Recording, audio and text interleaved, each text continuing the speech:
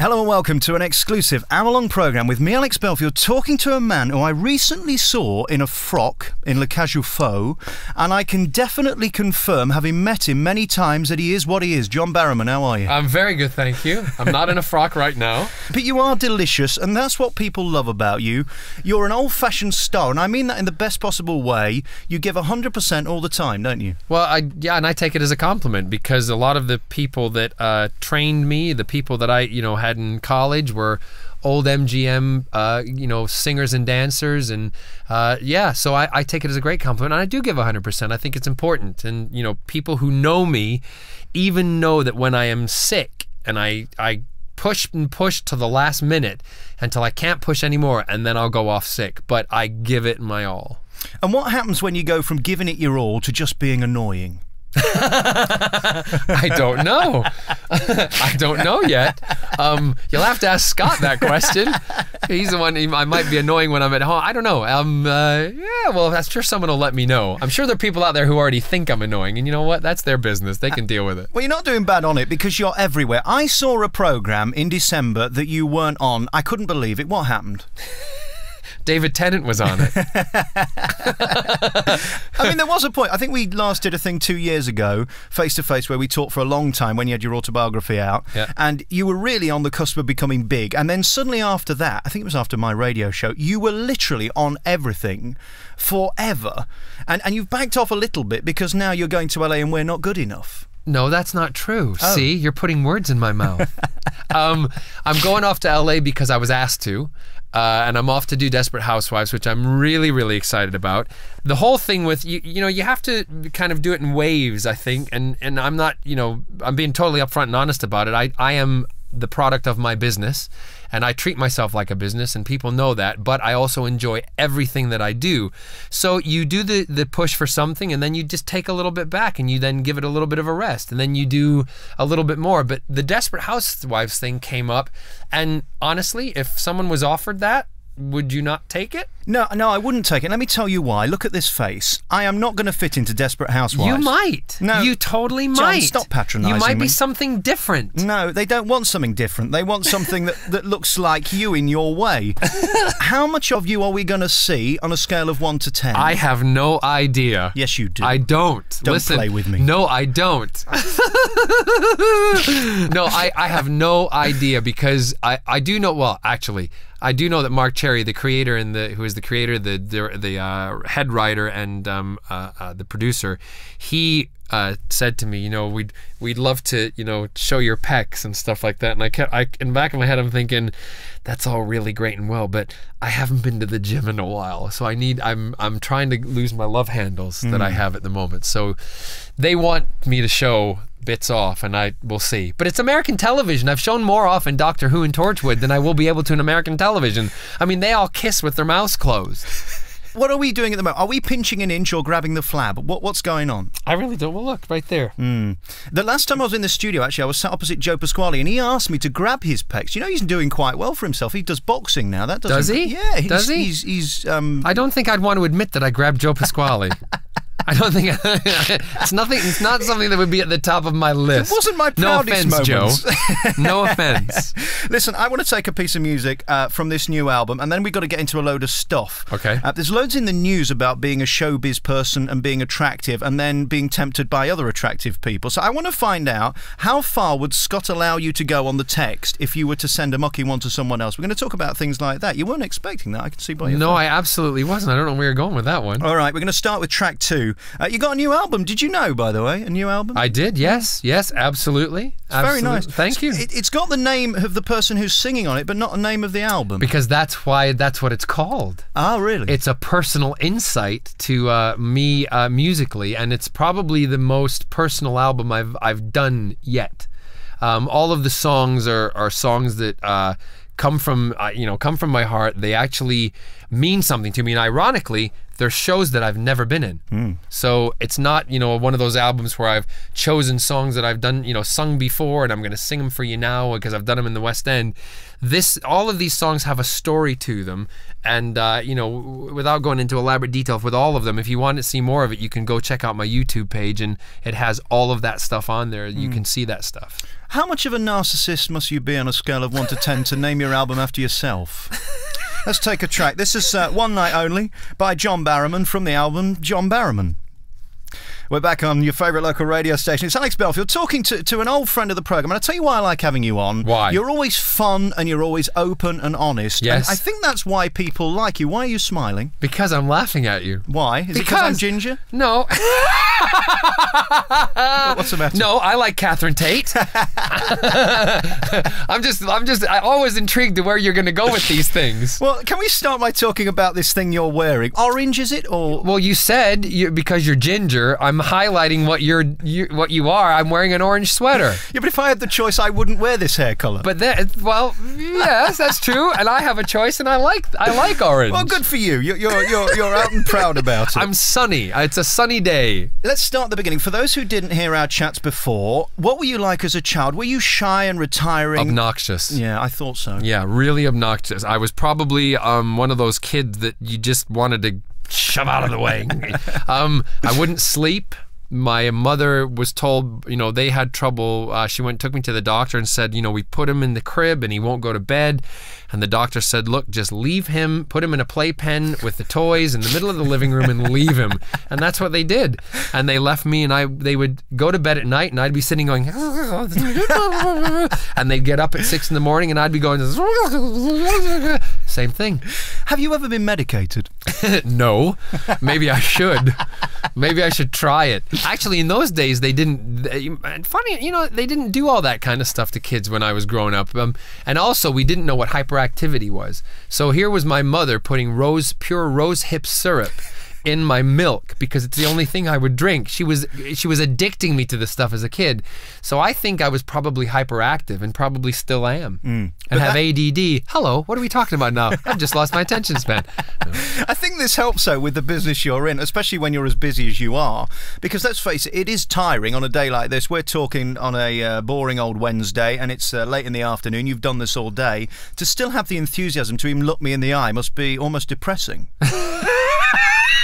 It's because you're ginger. Yeah. No. Yeah, you might think that, but the thing that for me, this is where it's gonna sound narcissistic. I like to talk about this stuff. I enjoy what I do. I like to tell people how much I enjoy it. So therefore, I don't find it boring or dull that I've done maybe 25 interviews prior to sitting here talking with you. It's all, and plus, your questions are completely from left field. So it keeps me on my toes. They're not the normal average questions, which is really good. Oh, well, thank you. I take that as a compliment. So yeah, don't take it too much as a compliment, okay? All right? I want to talk to you about a few things in the news, then we're going to get on and talk about this new album, because there's loads of things at the minute about how far you can go when you're in show business, and it seems to me now it's okay to send mucky texts, but anything further than that is wrong. You're now married. If you were to be caught sending mucky texts, would that be acceptable in your house? Well, I wouldn't send mucky texts that were... This is you're putting me in a position here, and I'm not probably supposed to talk about this, but what I will say is I wouldn't send them actually meaning it. I would do it as a joke, and all my mates know that, and they would understand it, as would my partner. So I don't think I would have a problem with that. I was talking about this on the air yesterday, and doesn't it occur to you that show business runs by different rules, that I can say things to you in here that you wouldn't get away with saying to somebody or the receptionist downstairs? Well, I don't believe that. See, I don't believe in changing for people. And that's why I would probably say the same things to you sitting here as I would downstairs by the reception, and I would flirt with the receptionist the same as I would flirt with you, and I'd rather you didn't, if you don't mind, because this is meant to be a proper interview. But you know what I mean. So that's why people know what to expect from me, and that's why I don't think there's that much of a shock, really. But you know, I can't speak for anybody else. I can only speak for myself, and I am what I am, and I'm not going to change for anybody. All right, I'm going to take another track from the new album. What's the best one on here? Is there one worth listening to? I cannot tell you which the best one is because they're all absolute favorites of mine. They're all meaning something. But what I would love you to play is So Close, which is my duet with Jodie Prenger. And the reason, those of you who maybe don't remember, but Jodie was the nation's choice for Nancy. I think she's a fantastic talent. She's also a dear friend. And this song is dedicated to my niece Claire, who, like myself, always believes in a happy ending. We're back with John Barrowman on your favourite local radio station, featuring the gorgeous Jodie Prenger. Now, the last time Jodie was in my studio, we caused all kinds of trouble. Yeah, hold on a second. You say Prenger, I say Prenger. Well, she doesn't like it either. But let's No, she likes Prenger. Yeah, I like Prenger. It's my programme. Do you say tomato or tomato? Now, the thing I love about her is her... I already know because I can see where your hands are going. Okay. And that's exactly what the audience is going to think too. Well, we got talking about those, and then she said that she wanted them bigger and she was going to take some fat from her behind and put them in here. This was the new way of doing it. Ends up in the sun, and I get hundreds of pounds for this interview. Now, how about you Don't worry, I'm not taking any fat from my rear end to put them in my breasts. I am not doing it. She is the most incredible character, and like yourself, loves the business. Yes. At the end of the day, it is show-off business. Well, I've never thought about it that way before, but if I'm passionate about what I do, I like what I do. That's what I liked about Jodie. I could see that in her. That's what I look for. When I was being the judge on those shows, I don't want someone just to be a one-hit wonder. I wanted to try to pick someone who also would be that role that we were choosing, but then also have a career and longevity in their career and become an entertainer. I personally can see Jodie going into television. I can see her doing like a daytime show, or I would love to host a variety show with her because we are a hoot together, and I've worked with her together on some shows, and we have a great time, and she's got a great sense of humor, and she's very approachable.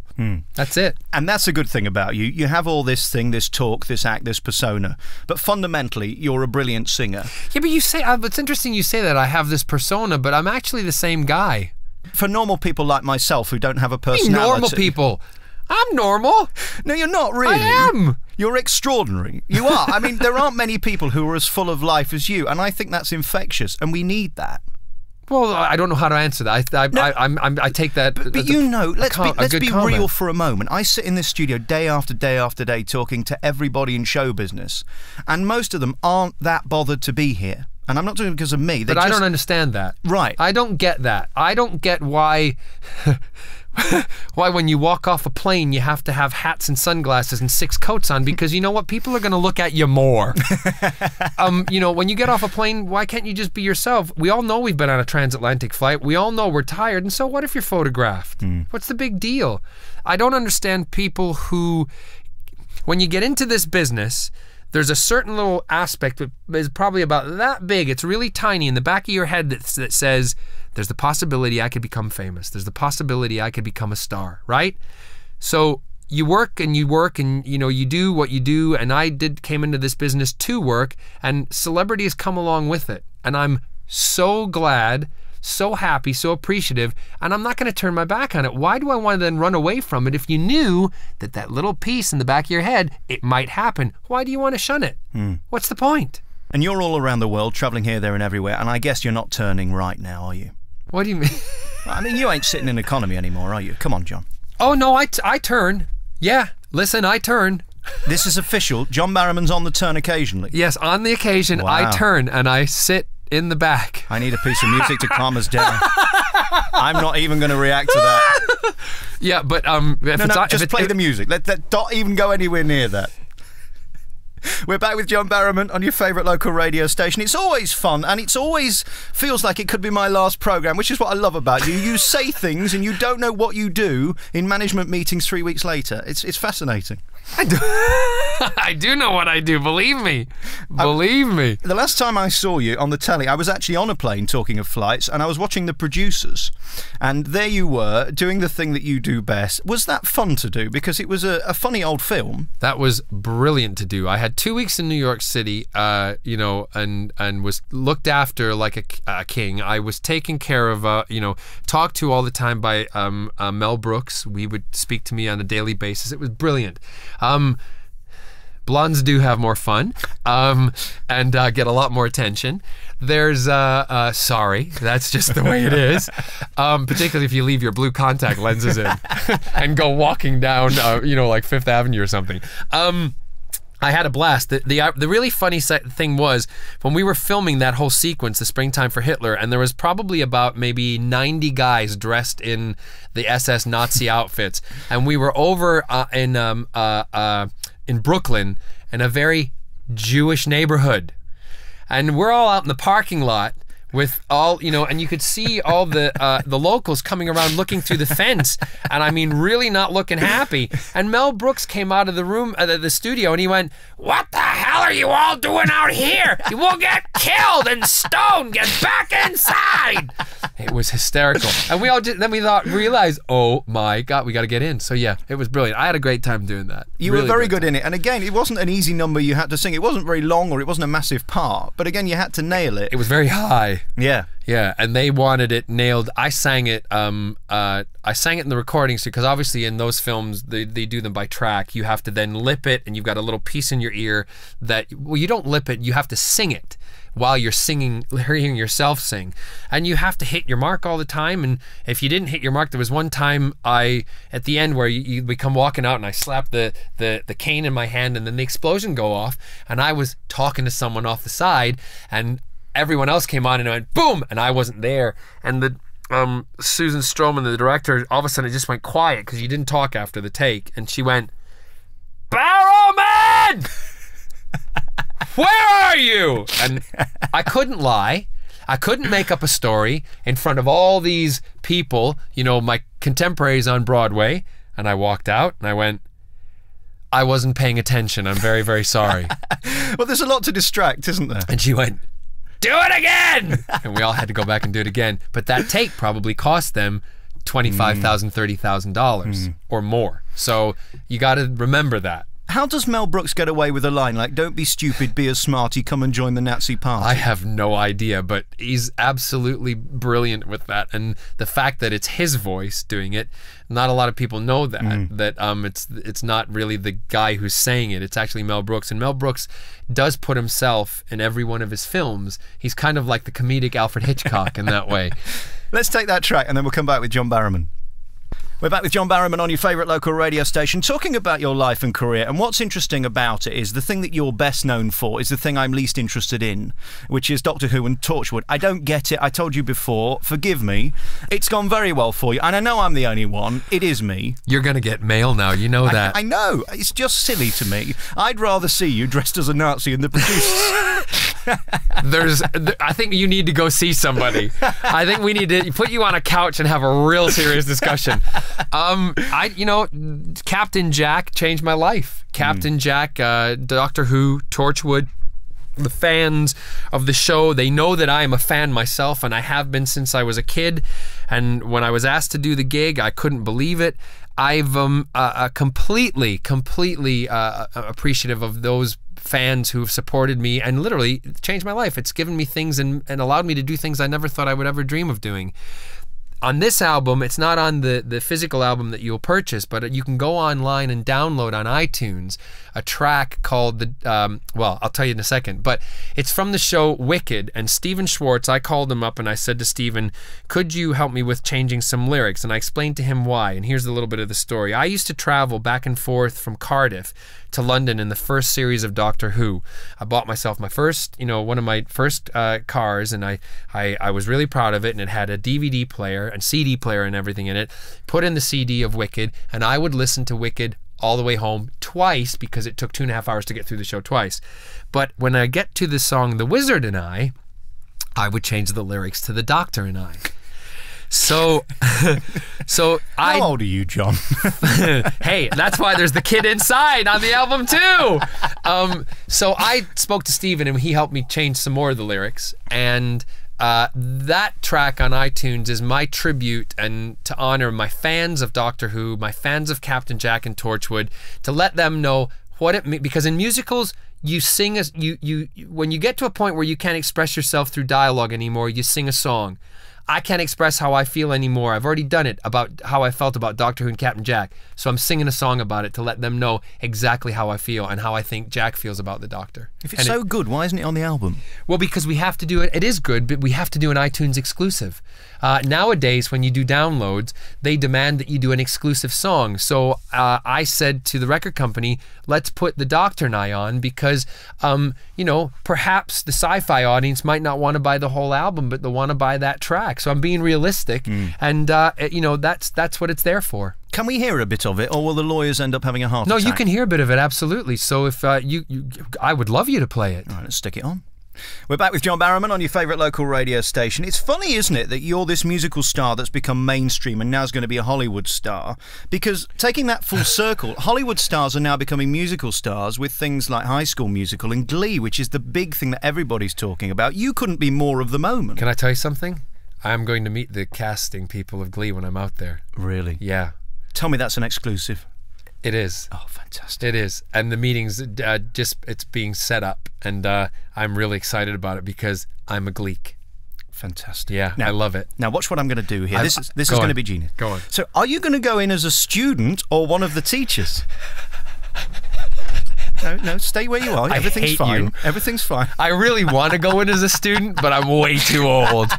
I'm way too old for that. I have no. Who knows? I'm just going for a meeting. But you know, look where the meeting for Desperate Housewives led. So who knows what's going to happen? That's again one of those roads that I don't know what's going to happen, but if it does happen and I find out about it, what I generally do, like with Desperate Housewives, I don't tell anybody because I want you to have the excitement of the surprise just as much as I am going to have it when I'm telling you. So I promise I'll tell you if things happen, but I will tell you when the time is right. Do you get nervous when you're out of your comfort zone? I mean, doing live Saturday night TV with Andrew Lloyd Webber's one thing, but then when you go to LA, it's on a whole different scale. As big as the BBC budgets are, LA is just bonkers. Well, I have to be honest with you. My nerves are very different from the nerves that make you fearful. My nerves are nerves that make me excited, and they give me reason to focus and reason to excel because I use that nervous energy to do that. So yes, I'm going to be nervous when I go to Desperate Housewives, but it's not going to be a nerve of I can't do this. It's going to be a nerve of come on. That's Is there anybody you've met so far in the last few years since you've been this megastar that you have been intimidated by? George Lucas. I met George Lucas at the Cannes Film Festival. And I wrote about this in my book, but I don't know many people who have heard the story. So I walked up to him and I went, George Lucas, Star Wars, Chewbacca. And I just turned around and walked away. I literally don't know why that came out of my mouth. And I turned around and walked away and put my hands in my head. I'm dressed in a tuxedo. And they just premiered the film that I was in. And I went, oh my God, I've just embarrassed myself to the most genius sci-fi man in the history of sci-fi. And I turned around and walked back to him and went, I'm so sorry. He went, don't worry, people do it all the time. And he said, would you like a picture? And I went, yes, please. Yes, please, Mr. Lucas. Thank you. And I did. We're going to come back next with our remaining moments and find out what happens next in the life of John Barrowman. We're back with our remaining moments with John Barrowman. Thank you for talking to me today, because there's so many other people who would have been more interesting or more important or something like that. Yeah, but they're not all ginger. No, they're not. Your life now is very interesting because it could go one way or the other. I suspect we're not going to see you in the West End in the near future, are we? Probably not in the next year. But people have been asking me what's a musical that I would really like to do, and I've said this before, and I was actually, as soon as I mentioned it, a company was right on the telephone. In fact, Kudos, who produced my pantomimes, they were on the phone saying, let's do it. I would love to do Mac and Mabel. And I love Jerry Herman. I loved Lacage. I love the story of Mac and Mabel, and I think it's a wonderful story because it's not your typical happy ending. So possibly not in the near future, but I will always come back to the West End. I'll always find time to do something. Yeah, but John, let's be real about this. You got to do 8 shows a week. You got to turn up.